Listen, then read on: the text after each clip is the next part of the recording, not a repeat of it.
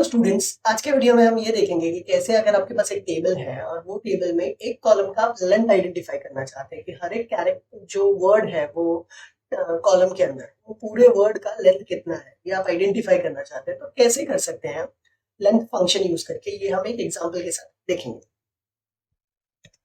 ये करने के लिए मैं आपको हमारा एग्जिस्टिंग टेबल दिखाता हूँ पहले। तो ये हमारा टेबल है जिसके अंदर नेम करके कॉलम है, जिसमें मैं लेंथ फंक्शन लगाऊंगा और इसका आउटपुट आपको दिखाता हूँ कि कैसे आउटपुट दिखाएगा। वो ये करना चाहिए कि जो अक्षर है उसका लेंथ 6 दिखाना चाहिए और बाकी लोगों का जो लेंथ है वो 5 दिखाना चाहिए।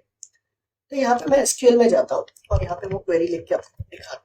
मुझे सेलेक्ट लिखना होगा। सबसे पहले मुझे नाम चाहिए तो मैं नेम लिखूंगा, फिर उसके बाद में मुझे लेंथ चाहिए नाम का। तो मैं यहाँ पे लेंथ जो फंक्शन है वो लिख दूंगा और किस कॉलम के ऊपर मुझे अप्लाई करना है वो लिख दूंगा।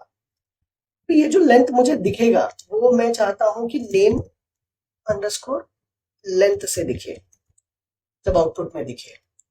ये कौन से टेबल से मुझे लेना है वो मैं लिख देता हूँ।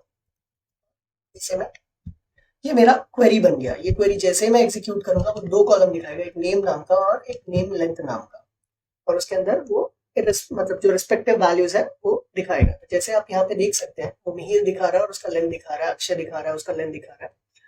इस तरीके से आप कोई भी टेबल के ऊपर अगर आप लेंथ अप्लाई करना चाहते हैं और उसके अंदर जितने भी कैरेक्टर्स हैं उनका लेंथ आइडेंटिफाई करना चाहते हैं किसी भी टेबल के कॉलम के ऊपर, तो आप ये लेंथ फंक्शन जो है वो यूज कर सकते हैं।